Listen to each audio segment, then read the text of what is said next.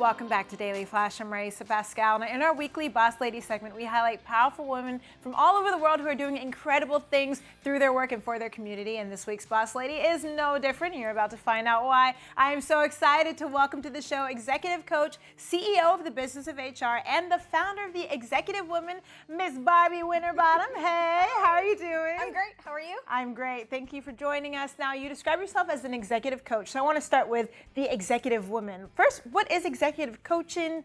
Why do we need that? And tell me about this. So executive coaching, or any kind of coaching really, is helping the individual discover talents, bring forward their gifts and their skills that perhaps sometimes they don't even recognize, or they have put aside because they've been focused on doing X, Y, and Z.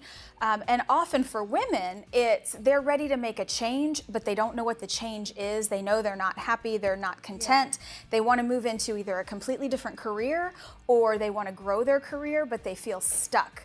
And just like the most stellar athletes around the world have coaches, because someone else can see in you things that you may not be able to see in yourself, and to push you harder than you might be able to push yourself. So it's really to help break those frameworks and push people into their next level. And you mentioned about being stuck. What are some of those challenges that executive women are facing today in the workplace? Executive women are burned out. Yeah. They're leaving the workforce at a rate higher than we've ever seen.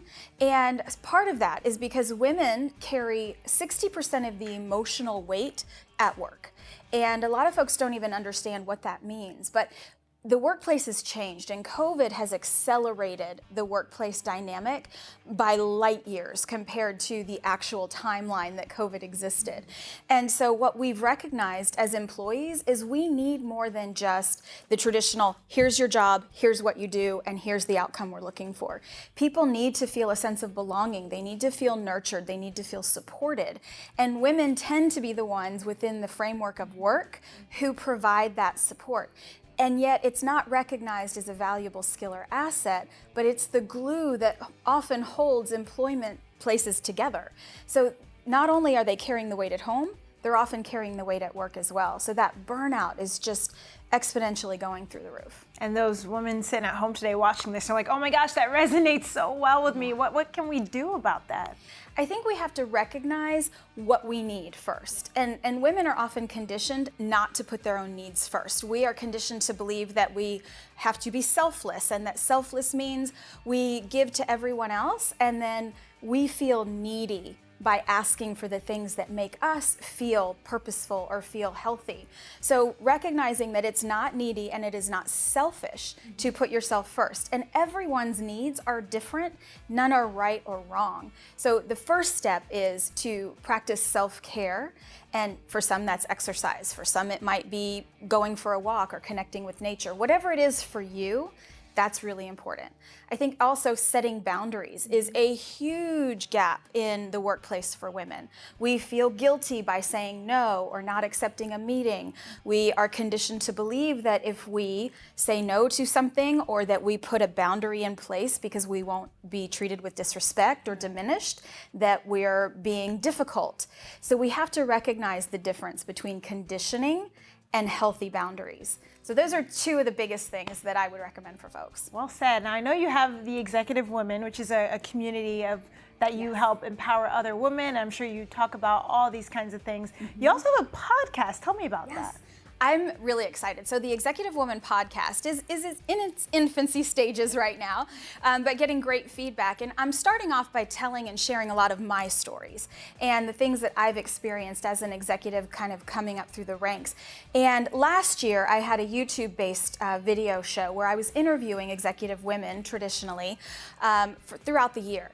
And what I would hear on camera was the very corporate conversation. Oh, yeah. But off camera is where I heard the real stories of we're lonely, we're isolated, we don't have the support we need. The support we are given is about who we are and our job title, but not who we are as a holistic person in the world who needs more than just development so I can be the chief whatever I am. So the Executive Woman podcast is very intimate. I talk about all the crazy things that I've experienced, but then also resources and help for women who don't want to feel so alone anymore. They want to feel that sense of meaningful connection and community.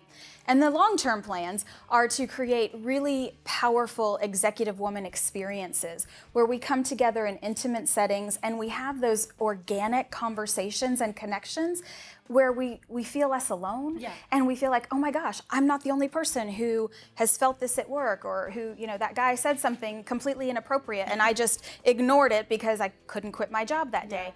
These are not uncommon experiences, but we just don't talk about them. And oftentimes we think or believe that the big movements like Me Too solved all of that, but it didn't. It raised awareness, and I think it's amazing.